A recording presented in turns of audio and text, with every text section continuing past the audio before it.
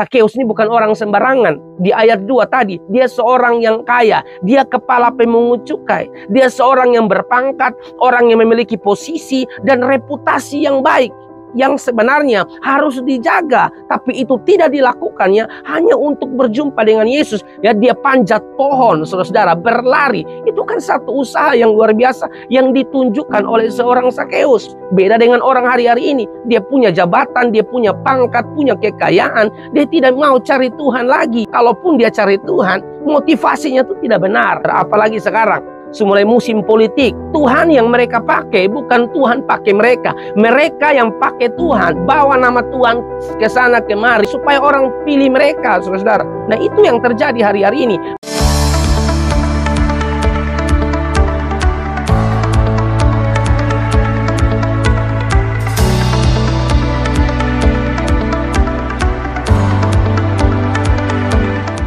Pendengar Mazmur Pagi yang diberkati oleh Tuhan Yesus Kristus, pada kesempatan pagi hari ini saya berterima kasih kepada Tuhan Yesus Kristus karena sekali lagi mengizinkan saya untuk menyampaikan firman Tuhan di Mazmur Pagi pada kesempatan hari ini. Apa kabar saudara-saudara semua? Saya percaya bahwa dalam kehidupan kita tidak selalu berjalan mulus, selalu ada suka duka, selalu ada hal-hal sulit yang kita hadapi, tapi percayalah bahwa kita punya Tuhan yang hebat. Hanya dekat Allah saja kita tenang, ya. Daud berkata dalam Mazmur 62 bahwa hanya dekat Allah saja aku tenang. Saya mau sampaikan kepada saudara bahwa ketenangan yang sejati saudara hanya bisa dapatkan di dalam Tuhan. Di luar Tuhan saudara tidak akan mengalami ketenangan yang sejati, merasakan kedamaian dan sukacita. Kalau hari-hari ini Anda berkata bahwa saya mendapatkan ketenangan meskipun saya tidak mengenal Tuhan, saya tidak ada di dalam pertemuan-pertemuan ibadah, saya mau kasih tahu saudara bahwa damai itu damai yang palsu, ketenangan itu ketenangan yang palsu. Karena damai yang asli, ketenangan yang asli hanya ada di dalam Tuhan Yesus Kristus. Apapun yang saudara hadapi hari-hari ini, percayalah saudara-saudara bahwa kita punya Tuhan yang hebat yang akan tetap menolong setiap kita. Saya tidak tahu saudara sedang mengalami apa. Ya, mungkin saudara sedang ada dalam situasi yang sulit, masalah-masalah kehidupan, sakit, penyakit. Tapi dengar baik-baik saudara-saudara bahwa firman Tuhan berkata, Filipi 4 ayat yang ke-13, bahwa segala perkara dapat kita tanggung di dalam Dia yang memberikan kekuatan kepadaku. Kalau saudara di dalam Kristus, itu kuncinya. Maka saya percaya saudara-saudara, segala perkara akan saudara tanggung karena Tuhan ada di dalam saudara, saudara ada di dalam Tuhan. Ada kekuatan yang memampukan saudara untuk terus melangkah, untuk terus berjalan. Nah, saudara-saudara diberkati oleh Tuhan. Pada kesempatan pagi hari ini, saudara-saudara, saya ingin mengajak kita untuk kita belajar dari salah satu tokoh Alkitab yang sudah sering saudara dengar cerita tentang tokoh ini, saudara-saudara, yaitu Sakeus, saudara-saudara. Ya, kita bisa lihat di dalam Lukas pasal yang ke-19, ya. Lukas pasal yang ke-19 itu ayat 1, itu agak panjang, tapi saya baca sampai ayat yang ke-4 saja. Saudara, Lukas pasal 19, saya baca dari ayat 1 sampai ayat yang ke-4 saja, saudara, ya. Saya bacakan untuk Anda. Yesus masuk ke kota Yeriko dan berjalan terus melintasi kota itu. Di situ ada seorang bernama Sakeus, kepala pemungut cukai, dan ia seorang yang kaya. Ia berusaha untuk melihat orang apakah Yesus itu, tetapi ia tidak berhasil karena orang banyak, sebab badannya pendek. Ayat yang ke-4, maka berlarilah ia mendahului orang banyak, lalu memanjat pohon ara untuk melihat Yesus yang akan lewat di situ. Saudara yang diberkati dan dikasihi oleh Tuhan Yesus Kristus, hari ini kita akan belajar dari Sakeus. Ada beberapa hal-hal tertentu yang bisa kita pelajari, yang bisa kita teladani, saudara-saudara, dari sikap seorang Sakeus. Kalau kita bicara tentang Sakeus, saudara-saudara, ya, mungkin saudara bertanya siapakah Sakeus itu? Dan kalau saudara baca bagian firman Tuhan hari ini, saudara dapatkan bahwa Sakeus adalah kepala pemungut cukai atau kepala kantor pajak, saudara-saudara, ya. Dan kalau kita bicara tentang pemungut cukai, saudara-saudara, pemungut cukai itu sangat tidak disukai oleh orang-orang Yahudi, karena pemungut cukai adalah kaki tangan kerajaan Romawi. Mereka bekerja untuk orang Roma, saudara-saudara, ya. Waktu itu kerajaan Romawi itu menjajah orang-orang Israel. Jadi kalau ada orang-orang Yahudi yang bekerja sebagai pemungut cukai, bekerja bagi kerajaan Romawi, mereka sangat tidak disukai, saudara-saudara, dan mereka selalu dianggap, saudara-saudara, sebagai seorang pengkhianat, seorang kafir, bahkan dianggap sebagai orang berdosa, ya. Mereka selalu dianggap sebagai orang berdosa. Ingatkah saudara waktu Yesus memanggil Matius yang juga adalah mantan pemungut cukai, saudara-saudara, ya, orang-orang waktu itu, orang-orang Farisi waktu itu, saudara-saudara, ahli-ahli Taurat waktu itu tidak suka. Mereka bilang, untuk apa Yesus makan dengan orang-orang berdosa? Mereka selalu dianggap sebagai orang-orang berdosa. Mereka selalu dipandang tidak benar oleh orang-orang Yahudi karena pekerjaan mereka sebagai pemungut cukai yang bekerja bagi pemerintahan Romawi, saudara-saudara. Dan Sakeus ini kepalanya, kepala pemungut cukai, saudara-saudara. Dan kalau kita belajar tentang arti nama dari Sakeus, saudara-saudara, arti nama dari Sakeus itu sebenarnya baik sekali, ya. Arti nama Sakeus itu tulus, bersih, suci. Akan tetapi, saudara-saudara, arti nama yang indah ini, saudara-saudara, tidak sesuai dengan kehidupannya, tidak sesuai dengan perilakunya, tidak sesuai dengan perkataannya, saudara-saudara, ya, tidak sesuai dengan karakternya, saudara-saudara. Nah, ini juga mengajarkan kepada kita bahwa untuk apa arti nama yang indah tapi tidak ditopang oleh karakter yang benar, ya. Kan banyak orang namanya bagus sekali, bahkan diambil dari Alkitab, arti namanya juga bagus sekali, saudara-saudara, tapi karakternya, gaya hidupnya, tingkah lakunya tidak mencerminkan namanya yang indah, saudara-saudara. Nah, ini perlu kita pelajari dalam kehidupan kita. Ada yang namanya tuh Alkitab, saudara-saudara, tapi ternyata korupsinya ngeri, saudara-saudara. Namanya tuh diambil dari Alkitab, tapi selingkuhnya juga luar biasa, saudara-saudara, ya. Arti namanya yang bagus tidak sesuai dengan karakternya, saudara-saudara. Makanya Alkitab bilang kan, Amsal 22 ayat yang pertama, bahwa nama baik itu lebih berharga daripada kekayaan besar. Dikasihi orang lebih baik daripada perak dan emas, saudara-saudara. Tapi hari-hari ini, saudara-saudara, demi harta, kekayaan, pangkat, jabatan, mereka tidak peduli, saudara-saudara, ya. Mereka pun nama hancur hanya karena mengejar harta, mengejar uang, pangkat, jabatan, dan lain sebagainya, saudara-saudara. Mereka tidak ingat Tuhan lagi. Nah, pada kesempatan pagi hari ini, saudara-saudara yang diberkati oleh Tuhan, kita belajar daripada seorang Sakeus di bagian yang pertama. Arti namanya tulus, arti namanya suci, ya, arti namanya bagus, tapi tidak sesuai dengan karakter hidupnya sebelum dia jumpa dengan Yesus. Apalagi latar belakangnya sebagai seorang kepala pemungut cukai selalu dianggap sebagai orang-orang yang suka peras uang rakyat, ya, saudara-saudara. Mereka selalu memeras rakyat, ya. Mereka selalu menaikkan pajak yang tinggi untuk mereka dapat keuntungan di situ, saudara-saudara. Padahal arti namanya adalah Sakeus. Saya berharap saudara-saudara kita orang Kristen dimanapun kita berada, saudara-saudara diberkati oleh Tuhan. Orang-orang yang mengatakan dirinya melayani Tuhan, orang-orang yang mengatakan dirinya, ya, adalah pengikut-pengikut Kristus. Saya berharap dimanapun saudara berada harus tetap jaga nama baik saudara, ya. Jangan sembarang saudara melakukan segala sesuatu yang pada akhirnya orang cap saudara tidak baik, ya. Kita harus melakukan segala sesuatu yang menyenangkan atau memuliakan nama Tuhan. Perbuatan baik kita harus dilihat orang seturut Matius pasal yang kelima ayat yang ke-16. Tapi dasarnya adalah benar-benar motivasinya untuk menyenangkan hati Tuhan. Karena banyak sekarang hari-hari ini banyak orang Kristen yang korupsi, banyak orang Kristen saudara-saudara yang melakukan segala sesuatu yang tidak benar, ya, untuk mendapatkan harta, untuk mendapatkan kekayaan. Kadang-kadang mereka suka pakai cara-cara yang tidak benar, ya. Percayalah saudara-saudara bahwa Tuhan kita itu sumber berkat. Tidak usah saudara berusaha dengan cara-cara yang tidak benar untuk mendapatkan sesuatu, ya.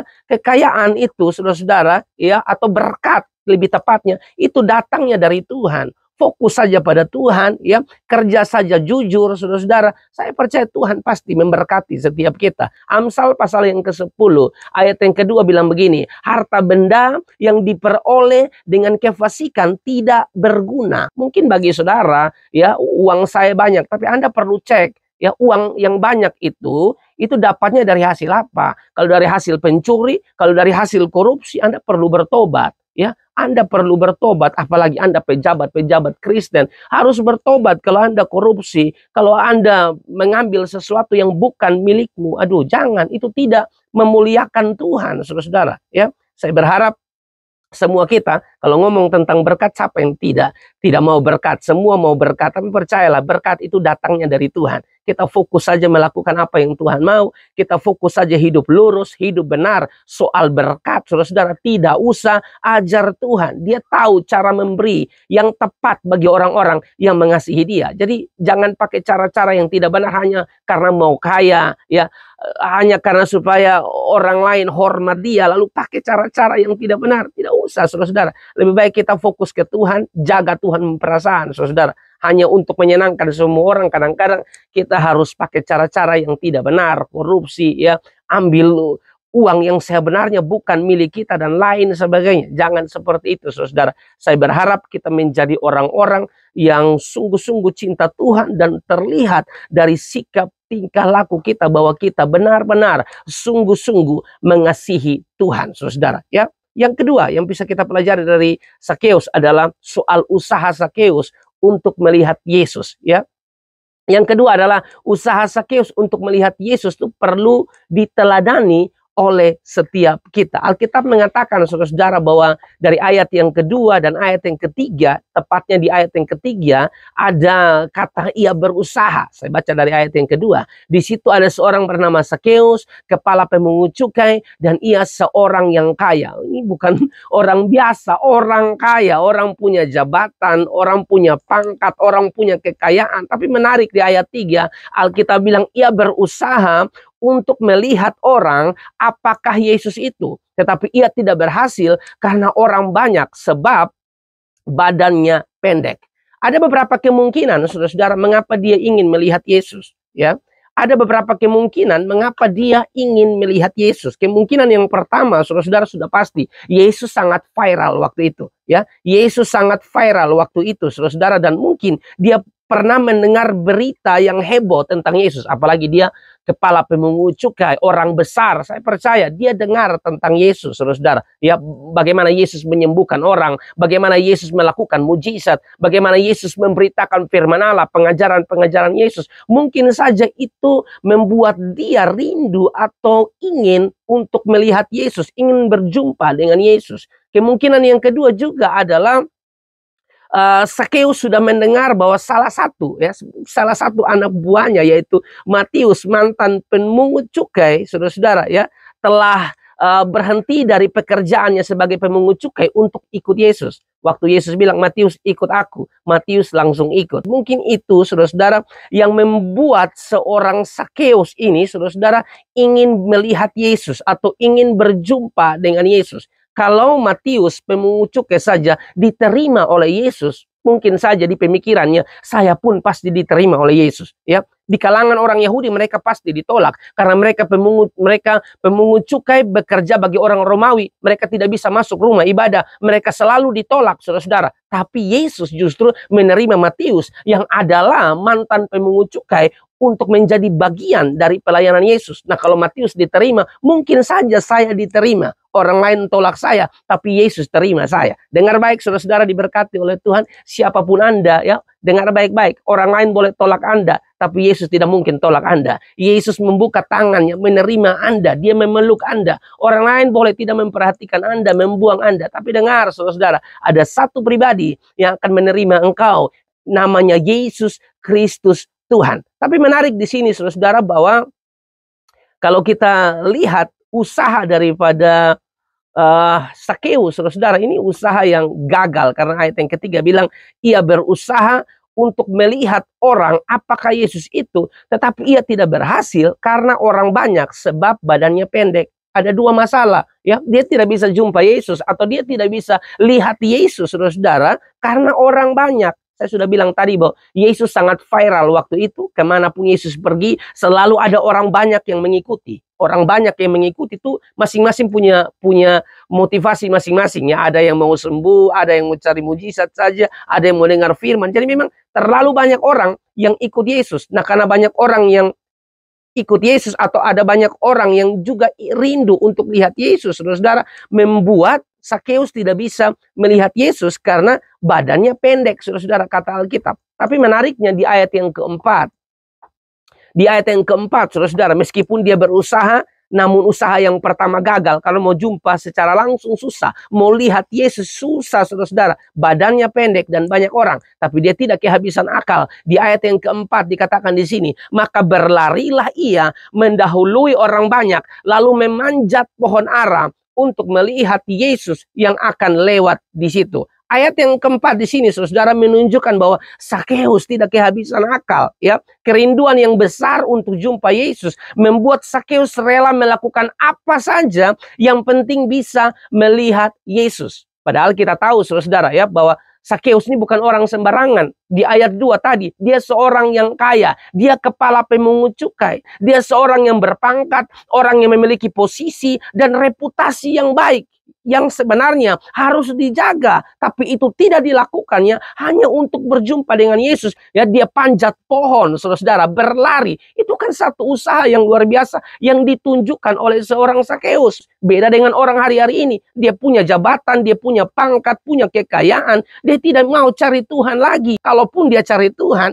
motivasinya itu tidak benar. Apalagi sekarang mulai musim politik, Tuhan yang mereka pakai bukan Tuhan pakai mereka. Mereka yang pakai Tuhan, bawa nama Tuhan ke sana kemari, bawa nama Tuhan di dalam sosialisasi mereka supaya orang pilih mereka, saudara. Nah, itu yang terjadi hari-hari ini. Dulu belum pegang jabatan, ya masih biasa. Tapi itu dia mau melayani, saudara. Tapi giliran sudah ada jabatan, ya sudah mulai naik tingkat, sudah tidak mau pelayanan lagi, saudara, di gereja. Ya, jaga dia punya reputasi diri. Kamu ini melayani Tuhan, saudara. Ya, kamu mau pangkat setinggi apapun itu dari Tuhan. Jadi tolong melayani Tuhan, saudara.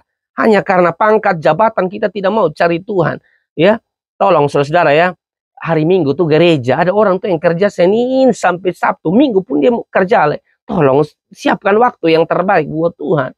Kalau Anda tidak punya waktu yang intens dengan Tuhan, bagaimana mungkin Anda bisa membuat keputusan-keputusan yang benar dalam hidup ini, saudara? Punya waktu dengan Tuhan, punya hubungan intim dengan Tuhan, baca Alkitab, saudara. Saya percaya Tuhan pasti tolong setiap kita. Tapi hari-hari ini ada begitu banyak orang yang mementingkan diri sendiri, hanya kejar karir, tidak pikir Tuhan. Dia tidak tahu pekerjaan Tuhan yang kasih, ya, kekayaan Tuhan yang kasih, gaji Tuhan yang kasih, berkat Tuhan yang kasih. Tapi tolong, saudara, ingat Tuhan. Jangan, satu minggu full kita hanya kerja terus, ya. Jangan seperti itu. Mari kita ingat Tuhan, saudara, dalam hidup ini. Alkitab bilang, saudara, di dalam Yakobus pasal yang ke-4, ayat yang ke-14, bahwa hidup kita tuh sama seperti uap. Sekali lagi, hidup kita itu sama seperti uap yang sebentar saja kelihatan, lalu lenyap. Sedang bicara tentang kita nih, manusia ini terbatas, saudara. Kita nih manusia rapuh, saudara.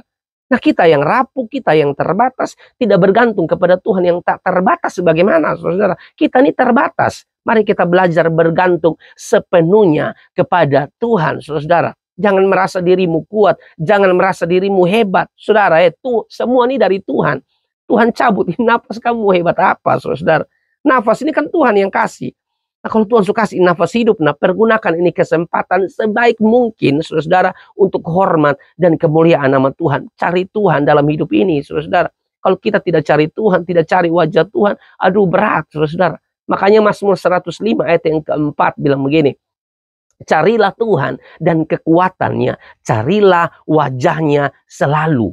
Selalu, saudara, terus menerus, senantiasa cari Tuhan, saudara. Ya, kalau kita tidak cari Tuhan, bagaimana kita bisa kuat dalam hidup ini? Sumber kekuatan kita itu Tuhan, saudara. Kalau kita punya hubungan yang intim sama Tuhan, saya percaya apapun yang berat menurut pandangan orang dunia, bagi kita mudah, saudara, karena Tuhan ada di pihak kita. Tidak ada hal yang terlalu sulit yang tidak bisa kita lewati kalau Tuhan bersama-sama dengan kita. Makanya Yesaya 55 ayat yang ke-6 mengatakan begini, carilah Tuhan selama ia berkenan ditemui, berserulah kepadanya selama ia dekat. Carilah Tuhan selama ia berkenan ditemui. Ada saat di mana dia tidak mau ditemui, saudara. Kalau dia masih mau ditemui, cari Tuhan, saudara. Berseru kepadanya.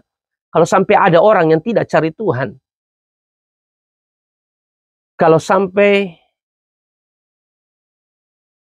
ada orang yang tidak cari Tuhan, saudara, itu orang sombong sekali, saudara. Ya, dia pikir dia bisa menjalani hidup ini dengan kekuatannya sendiri. Tidak bisa, saudara. Kita butuh Tuhan di dalam hidup ini. Tanpa Tuhan, kita bukan siapa-siapa. Amin, saudara. Semua pencapaian yang hari-hari ini saudara alami, saudara rasakan itu dari Tuhan, saudara. Jadi tolong, jangan pernah lupa sumbernya. Jangan pernah lupa sumber berkatnya. Yang kita ingat di otak kita berkat, berkat, berkat. Tapi kita lupa sumbernya. Yang kita harus ingat dalam hidup kita sampai mati. Sumber berkatnya, bukan berkatnya. Soal berkat gampang. Dia pasti mampu memberkati setiap kita. Carilah Tuhan selama ia berkenan ditemui. Karena saudara-saudara, orang yang tidak cari Tuhan, saudara-saudara, ya, dia pasti binasa, saudara-saudara, ya. Amos 5 ayat yang keempat bilang begini, sebab beginilah firman Tuhan kepada kaum Israel, carilah aku, maka kamu akan hidup. Artinya kalau kita tidak cari Tuhan, kita akan mati. Kematian yang dimaksud, kematian secara rohani. Cari Tuhan, saudara-saudara, dalam hidup ini. Hosea pasal yang keempat ayat yang keenam.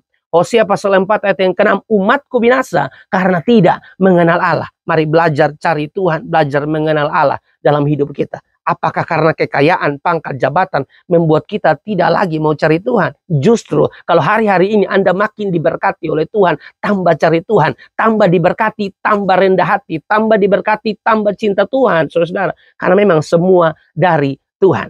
Amin, saudara. Apa yang dilakukan oleh Sakeus dalam hal berusaha untuk jumpa Yesus meskipun di kesempatan yang pertama tidak bisa karena badannya pendek dan banyak orang sulit untuk melihat Yesus. Tapi bagi dia, saudara, ya, bagi Sakeus, cinta atau kerinduan dari dalam diri itulah yang membuat dia memanjat pohon, saudara. Dia tidak pikir lagi reputasinya, dia tidak pikir lagi siapa dia. Ya, dia tidak pikir lagi siapa dia. Dia orang besar sebenarnya. Punya pangkat, punya jabatan. Tapi dia lupakan itu semua hanya demi lihat Yesus. Saudara, siapapun kita, saudara. Tua, muda, kecil, besar. Ya, mau kaya kah, mau hidup biasa-biasa saja kah. Tetap cari Tuhan dalam hidup ini. Karena satu-satunya sumber kekuatan kita adalah Tuhan, saudara. Yang berikut, yang ketiga, yang perlu kita pelajari di sini bahwa anugerah Yesuslah yang memilih Sakeus. Itu yang kita harus pelajari. Anugerah Yesuslah yang memilih Sakeus. Perhatikan di ayat yang kelima.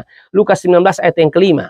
Ketika Yesus sampai ke tempat itu, ia melihat ke atas dan berkata, Sakeus, segeralah turun, sebab hari ini aku harus menumpang di rumahmu. Kalimat Sakeus, segeralah turun, aku mau menumpang di rumahmu, tidak sedang menunjukkan bahwa ini karena usaha dari Sakeus. Saya mau bandingkan dengan ayat yang ketiga tadi bahwa dia berusaha tapi tidak berhasil, saudara. Ya, meskipun benar dari sisi seorang Sakeus, dia berusaha, dia tidak kehabisan akal, saudara. Meskipun usahanya gagal, dia harus panjat pohon, saudara. Tapi dengar baik-baik, yang membuat pemulihan terjadi dalam diri Sakeus itu bukan karena usaha daripada Sakeus. Dengar, pemulihan terjadi dalam kehidupan Sakeus karena Tuhan lihat dia, Tuhan pandang dia, Tuhan mendapatkan dia, atau lebih tepatnya anugerah Yesuslah yang memilih Sakeus, saudara. Ini menjadi pelajaran yang baik bagi kita pada kesempatan hari ini, saudara.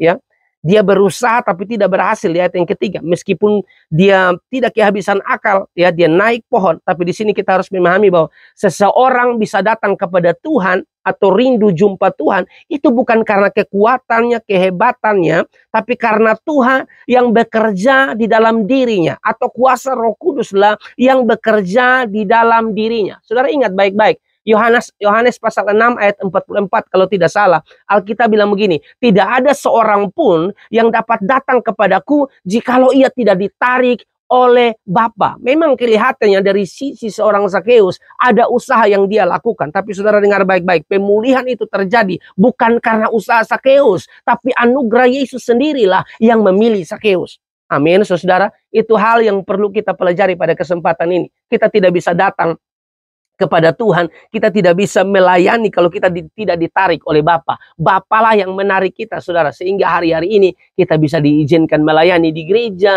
kita bisa diizinkan melakukan segala sesuatu untuk kemuliaan Tuhan. Aduh, itu luar biasa, saudara-saudara. Ya, itu luar biasa. Kalau saat ini kita bisa, sekali lagi, kita bisa diizinkan melayani Tuhan, dipakai Tuhan, itu semua karena Tuhan yang memilih kita, saudara-saudara. Makanya di dalam Yohanes 15 ayat yang ke-16, Yohanes 15 ayat 16 bilang begini, bukan kamu yang memilih aku, tetapi akulah yang memilih kamu. Sudah lihat di sini, Yesuslah yang memilih Sakeus. Kita, saudara-saudara, dipilih oleh Tuhan. Bukan kamu yang memilih aku, tetapi akulah yang memilih kamu. Tuhan pilih kita untuk menetapkan kita supaya kita pergi dan menghasilkan buah, dan buahmu itu tetap, supaya apa yang kamu minta kepada Bapa dalam namaku diberikannya kepadamu. Sekali lagi, saudara-saudara, ini bukan kehebatan daripada seorang Sakeus. Ini bukan usaha dari Sakeus yang membuat Yesus melihat Sakeus lalu menumpang di rumah Sakeus, makan bersama-sama dengan Sakeus, lalu pemulihan itu terjadi. Bukan usaha Sakeus,